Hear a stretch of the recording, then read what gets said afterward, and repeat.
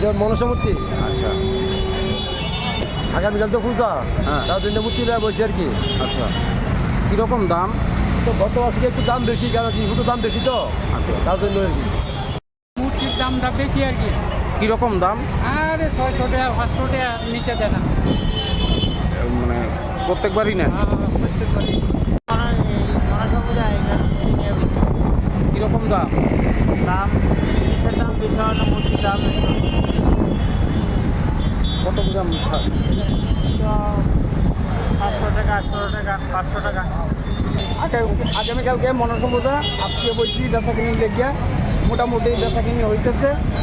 আর এখনো কাস্টমার ঠিক মতো আইতেছে না, দিনের আকাশের আবহাওয়া খারাপ, তার জন্য একটু সমস্যা হইতেছে। দোকানদারি করতে দোকান ঠিক মতো সাজাতে পারতেছি না। এই পর্যন্ত আমরা আছি মূর্তি লিয়ে। বিক্রি কীরকম? বিক্রি তো মোটামুটি আছে, আকাশের অবস্থা লাগে মূর্তি সাজাতে পারতেছি না, কাস্টমারেরও সমস্যা হইতেছে মূর্তি দেখতে। এখন এই পজিশনে আছে।